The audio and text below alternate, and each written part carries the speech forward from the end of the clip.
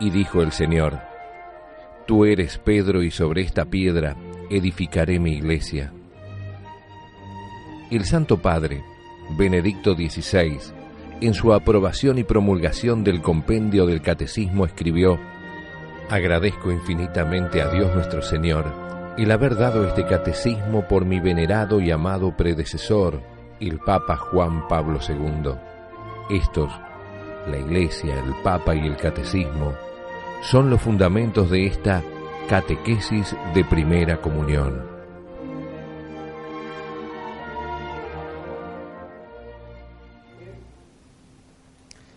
En nombre del Padre, del Hijo y del Espíritu Santo. Amén. Ave María Purísima, sin pecado concebida. Bienvenidos una vez más, queridos amigos, a nuestro curso para padres y catequistas de primera comunión. Bienvenida, señora Mónica Heller. ¿Cómo está usted? Pero un gusto, Padre Juan María. ¿Cómo estás vos? Bueno, y continuamos entonces con nuestro curso. Continuamos con nuestra historia sagrada. Hoy seguiremos con las parábolas. Continuaremos con el estudio sobre la Eucaristía, tal como nos lo presenta el compendio del Papa Benedicto XVI. Y continuamos también con la instrucción del misal romano, también hablando sobre la Eucaristía. Así que será un programa muy eucarístico. Y dice la historia sagrada: la parábola del sembrador o comparancia de la cosecha despareja, ¿no? Salió un chacarero a sembrar cereal, desparramó las semillas generosamente, sin mezquinar nada. Algunos granos cayeron en la huella, y vinieron los pájaros y se la comieron. Otros cayeron en medio de unas toscas y brotaron, pero como no podían echar raíces, las plantitas se secaron pronto. Algunas cayeron entre abrojos y abrepuño. En cuanto soltaron hojas, los yuyos espinosos ahogaron lo sembrado. Y finalmente hubo granos que cayeron en buena tierra y dieron muchas espigas, permitiendo una cosecha con rindes diferentes. Ciertas semillas rindieron 30 por una, otras 60 y otras 100. Fue esta una de las parábolas que los apóstoles no entendieron. Lo llevaron aparte a Jesús y le pidieron que se las explicara. Jesús les aclaró: la semilla es la palabra de Dios que siembro a manos llenas. La que cae en el campo, en el camino, es aquella que recibe los hombres indiferentes. Viene el diablo y la olvidan de inmediato. La que cae entre la tosca se refiere a la gente que la recibe bien dispuesta, pero que, frívola e inconstante, deja de lado mis enseñanzas. La que cae en medio de los abrojos simboliza a otros que también la oyen con gusto y empiezan a ponerla en práctica, pero después se dejan encandilar por la ambición de poder, el trajín de los negocios, la especulación financiera y el afán de figurar, terminando por menospreciarla. La buena tierra es figura de los que oyen mi palabra, reforman sus vidas y dan fruto, unos más y otros menos. Parábola del hijo pródigo o comparencia del farrista arrepentido. Un estanciero tenía 2 hijos. El mayor era cumplidor de sus obligaciones, aunque medio envidioso. El menor era vago y farrista, pero muy simpático. Un día, éste le pidió al padre que le adelantara la herencia para hacer su vida. El padre consintió. Arrimó a la feria un lote de vaquillonas, vendió la cosecha a término y remató una lonja de campo, entregándole al hijo el dinero así obtenido. Se fue el muchacho y, atolondrado como era, no dejó macana por hacer. Se dedicó al naipe y la ruleta, las carreras cuadreras, el whisky, los videojuegos y las modelos, hasta que no le quedó ni un peso. Se conchavó entonces para cuidarle los chanchos a un hombre rico y muy desconsiderado con su personal, que ni de comer les daba. Hambriento llegó a alimentarse con el maíz y las sobras que les tiraban a los chanchos, pensando en lo bien que estaban los peones en la estancia de su padre, donde nada les faltaba: mate con galleta de puño al levantarse, carne a la hora de churrasquear, puchero o estofado a mediodía, mate cocido por la tarde y asado al asador cuando se ponía el sol. Hasta vino les servían el almuerzo y la cena. Sin embargo, no se atrevía el muchacho a pegar la vuelta pensando que el padre estaría ofendido por lo ingrato que había sido con él. de modo que las seguían pasando negras y ya estaba en los huesos. Pero por fin resolvió regresar. Pensó: le pediré perdón a mi padre, me arrodillaré a sus pies y le rogaré que aunque sea me tome como mensual en su establecimiento. Mientras tanto, el padre extrañaba a su hijo muchísimo. Cada mañana y cada tarde subía a la torre del molino y se quedaba mirando hacia el lado de la tranquera para ver si el hijo le daba por volver. Estaba un día arriba del molino cuando lo divisó a la distancia.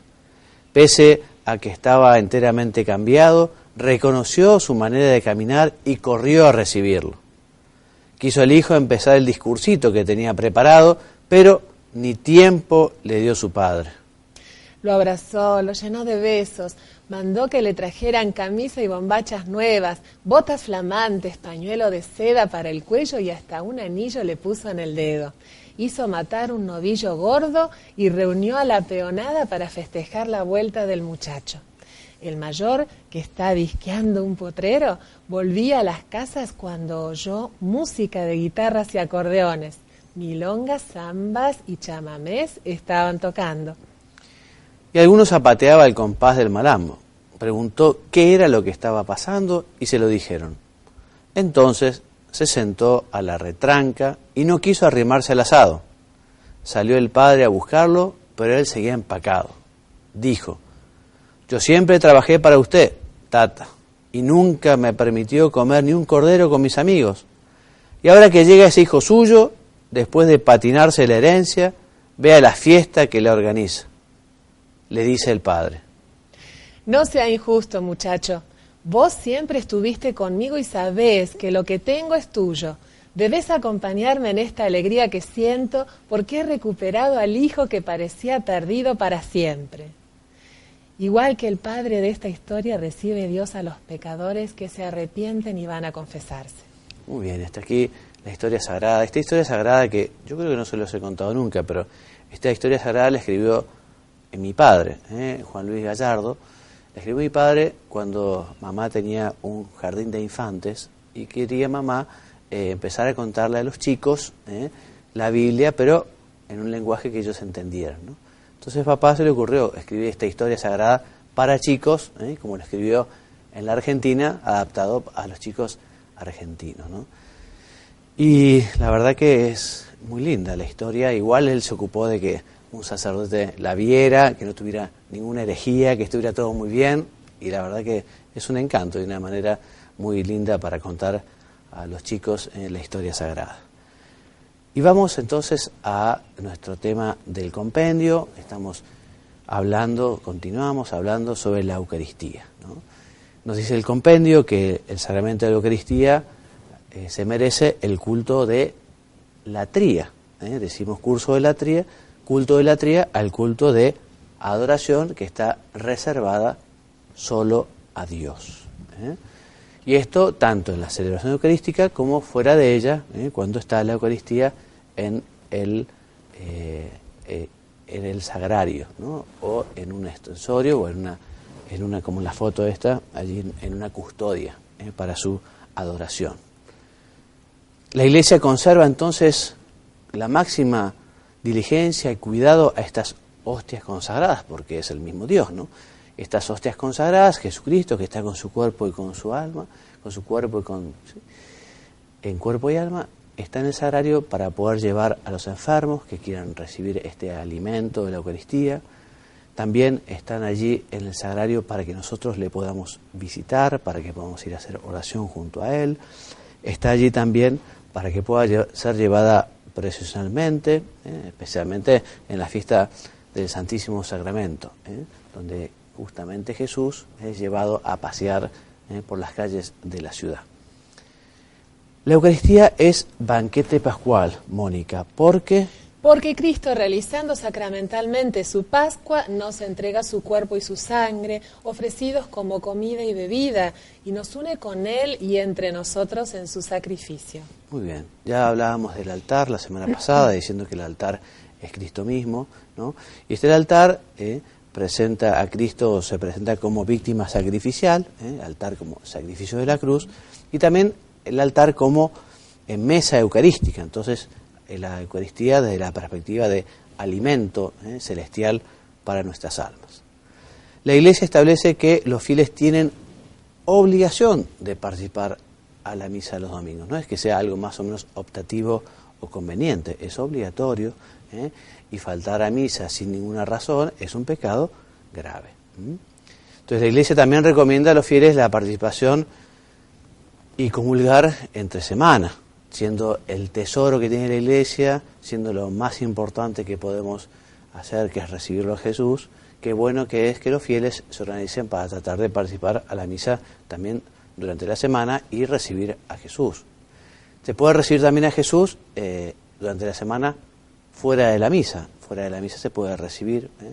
Aquí cuando venía al colegio, donde estamos filmando ahora, en el colegio Marín, estamos grabando aquí, en el recreo siempre se daba la Eucaristía. No había misa, pero el rector en ese momento, el sacerdote, el padre Montes, daba la comunión y muchos alumnos asistíamos y aprovechábamos para recibir a Jesús sacramentado. Entonces, para recibir la Eucaristía, Mónica, se debe estar plenamente incorporado a la Iglesia Católica y hallarse en gracia de Dios, es decir, sin conciencia de pecado mortal. Muy bien. ¿Y quien es consciente de haber cometido un pecado grave? Debe recibir el sacramento de la reconciliación antes de acercarse a comulgar. Exactamente. Por muy arrepentido que uno esté, haya hecho un acto de contrición perfecta, igual para comulgar hay que confesarse antes. Entonces son también importantes, Mónica, el espíritu de recogimiento y de oración, la observancia del ayuno prescrito por la Iglesia y la actitud corporal, gestos, vestimenta, en señal de respeto a Cristo. Exactamente, o sea que todo esto manifiesta externamente el amor, como quien va, un novio va a visitar a su novia y habitualmente se bañará, se peinará, se presentará elegante. Lógicamente cuando vamos a recibir a Jesús o vamos a la misa, es lógico que nosotros también nos preparemos también corporalmente, con nuestra vestimenta, etcétera, etcétera. Pues hablando de los frutos, entonces los frutos de la Sagrada Comunión son, por un lado, acrecientan nuestra unión con Cristo y con su Iglesia. También conserva y renueva la vida de la gracia, nos hace crecer en el amor al prójimo. ¿Qué más, Mónica? Fortaleciéndonos en la caridad, nos perdona los pecados veniales y nos preserva de los pecados mortales. Muy bien. Los ministros católicos pueden administrar lícitamente la comunión a miembros de las iglesias orientales, que no están en plena comunión, siempre que esto lo soliciten espontáneamente y tengan las disposiciones necesarias. Es algo que no es muy ordinario, por lo menos en nuestras latitudes, pero eso es bueno que lo sepan también ustedes, padres y catequistas. Asimismo, los ministros católicos administran lícitamente la Sagrada Comunión a los miembros de otras comunidades eclesiales que, en presencia de una grave necesidad, la pidan espontáneamente, estén bien dispuestos y manifiesten la fe católica respecto de este sacramento. Decimos, Mónica, que la Eucaristía es prenda de gloria futura. ¿Por qué? Porque nos colma de toda gracia y bendición del cielo, nos fortalece en la peregrinación de nuestra vida terrena y nos hace desear la vida eterna, uniéndonos a Cristo sentado a la derecha del Padre, a la Iglesia del cielo, a la Santísima Virgen y a todos los santos. O sea que esto es una promesa que nos ha hecho el Señor, ¿no? Quien recibe la Eucaristía dignamente tiene un pasaporte importante, nada más ni nada menos que a la gloria futura, a la bienaventuranza del cielo. Y en pocas palabras, Mónica, ¿qué nos contás? ¿Qué consejos nos das hoy a los padres y catequistas? Es verdad, quienes no están haciendo catequesis a veces nos miran y nos dicen, ¿para qué sirve la catequesis? Es una pregunta frecuente. Bueno, entonces recuerden, catequistas, colegas, explicar que hay una pregunta que no solemos hacernos, ¿no? Y toma por sorpresa a quien la hace, incluso a nosotros mismos nos las podemos hacer también, porque nosotros es normal que cuidemos mucho nuestro cuerpo, es normal que cuidamos lo que hacemos, que cuidamos lo que tenemos, cuidamos nuestro trabajo, nuestro auto y demás, pero si te preguntan, ¿y cuidas tu alma? Y ahí nos quedamos a veces con puntos suspensivos, ¿no? Es muy importante la catequesis por esto, porque de pronto hay mucha gente, para los niños es el primer contacto directo, bien explicado con el paso a paso, pero hay muchos adultos que no han tenido catequesis. Entonces esto nos sirve para reflexionar, recordar o ver darle más sentido a nuestra vida. Cuidar el alma es fundamental, esa alma que Dios nos infunde en el momento de la concepción y que nos va a llevar a la vida eterna, porque en realidad Dios nos quiere para la vida eterna, pero tenemos que cuidar ese alma. Entonces, ¿qué tenemos que hacer? En la catequesis lo vemos. Cuidamos nuestra alma con todo lo que acaba de explicar el Padre Juan María.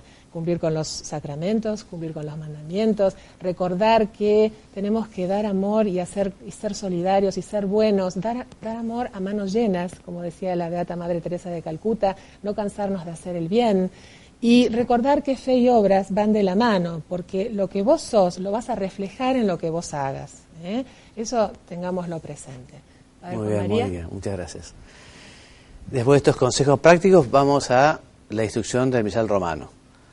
Y vamos a hablar hoy de un tema que quizá no es tanto para los chicos, pero sí para la formación de ustedes, padres y catequistas. Vamos a hablar hoy un poquito qué es lo que dice la instrucción sobre la comunión bajo las dos especies.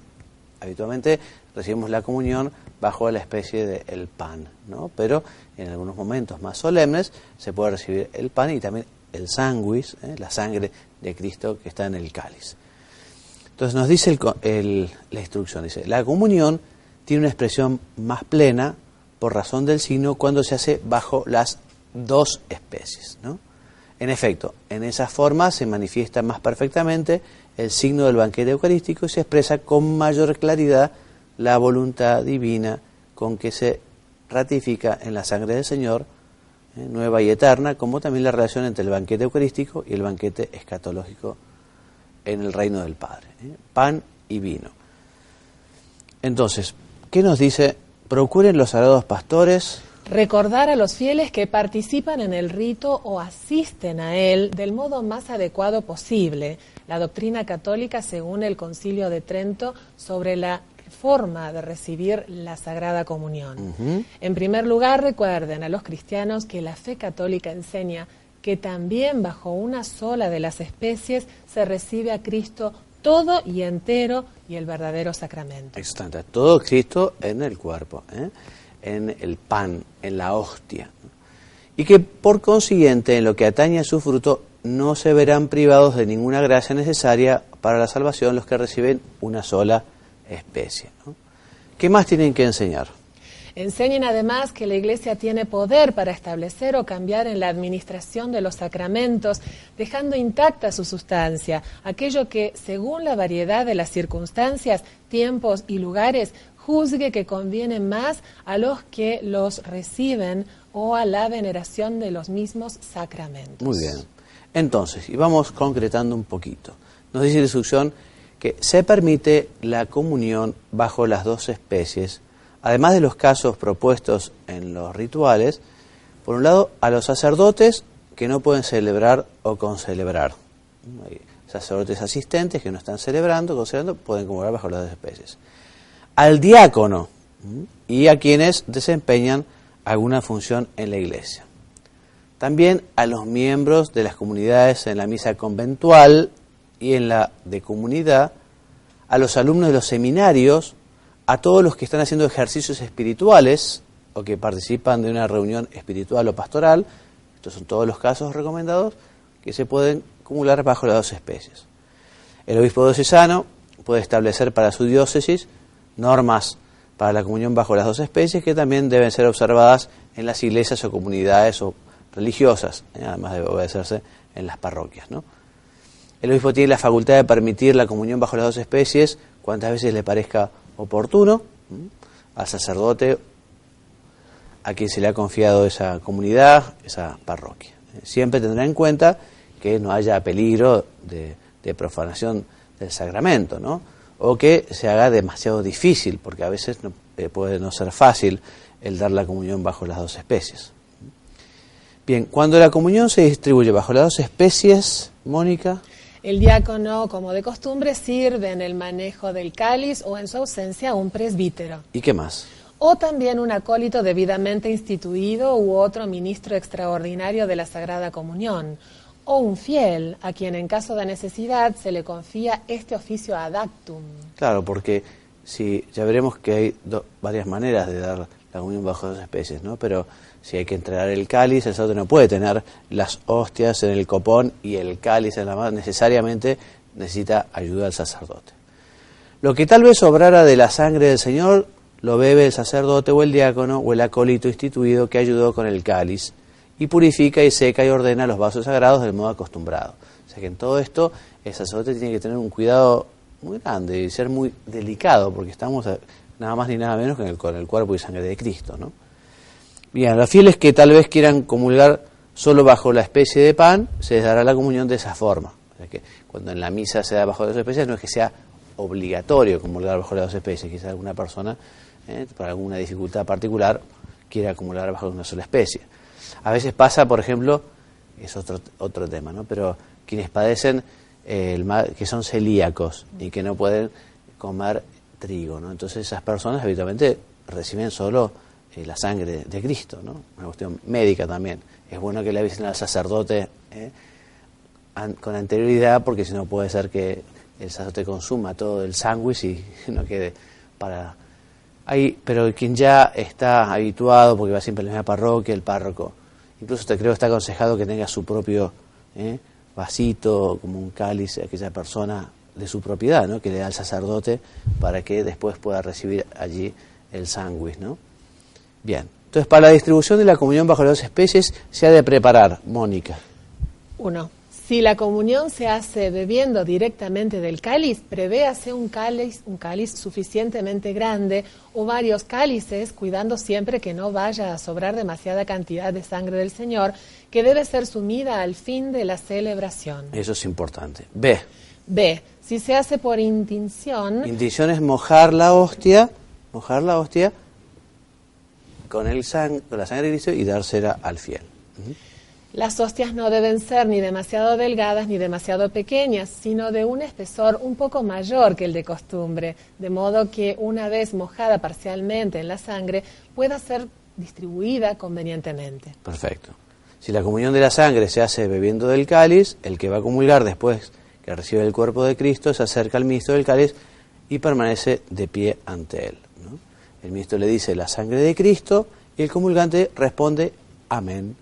Y el ministro le alcanza el cáliz al que el mismo comulgante con sus manos lo toma y lo lleva a su boca.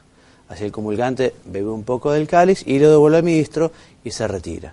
El ministro limpiará el borde del cáliz con el purificador y lo entregará al siguiente, ¿no?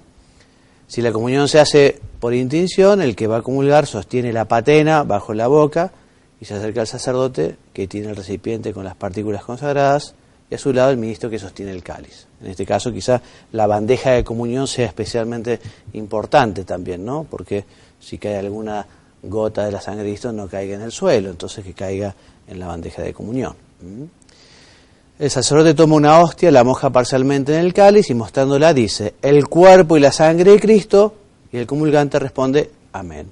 Y recibe el sacramento en la boca de mano del sacerdote. O sea, nunca se dará la comunión en la mano cuando es por intinción, siempre se recibe en la boca. Muy bien, y una oración que me parece muy oportuno tener en cuenta, ya que estamos hablando de la Eucaristía, terminando ahora, digamos, con lo que enseña el compendio, que es la bendita costumbre de la visita al Santísimo, ¿no? O sea, ir a visitar a Jesús que está en el sagrario, ¿no? A veces está un poco solo, a veces el sagrario está un poco abandonado, a veces. O sea, qué bueno que es que los cristianos todos los días vayamos, aunque sea un ratito, a visitar a Jesús. En esa visita uno puede ir a decirle a Jesús lo que uno tiene en su corazón y puede contar con sus palabras lo que quiera, pedirle, agradecerle, contarle, decirle. O también puede rezar una visita, que es lo que es la oración que les quiero enseñar hoy. Pablo VI, en su encíclica Mysterium Fidei, dice que la visita al Santísimo es una prueba de gratitud, un signo de amor y un deber de adoración hacia Cristo nuestro Señor. Entonces, no nos abandonemos al Señor, organicémonos para visitarlo. ¿Y cómo es esta visita al Santísimo? Entonces, uno puede rezar 3 veces Padre Nuestro, Ave María y Gloria, comenzando con esta oración que dice, bendito y alabado sea el Santísimo Sacramento del altar, y se responde, sea por siempre bendito y alabado. Rezo un Padre Nuestro, rezo la de María, rezo el Gloria. Luego de vuelta, bendito y alabado, y así, otro Padre Nuestro, una de María y Gloria. Y por tercera vez, ¿no? Por tercera vez. Y al finalizar, rezar una comunión espiritual que es muy linda, que si la puedes leer, Mónica, te lo voy a agradecer. Yo quisiera, Señor, recibiros con aquella pureza, humildad y devoción con que os recibió vuestra Santísima Madre, con el espíritu y fervor de los santos. Muy bien, esta es una comunión espiritual. La verdad que son muchas y hay muchas maneras de rezarlas. Cada uno conozca una, elija una y acompañe al Señor visitándolo y rezando para agradecerle su presencia. Terminamos nuestro programa hoy.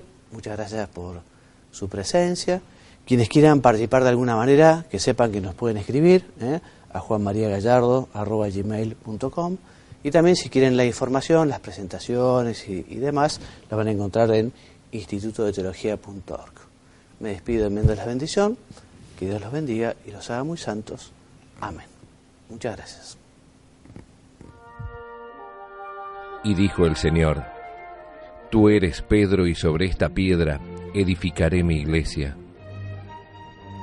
El Santo Padre, Benedicto XVI, en su aprobación y promulgación del compendio del Catecismo escribió, agradezco infinitamente a Dios nuestro Señor el haber dado este catecismo por mi venerado y amado predecesor, el Papa Juan Pablo II.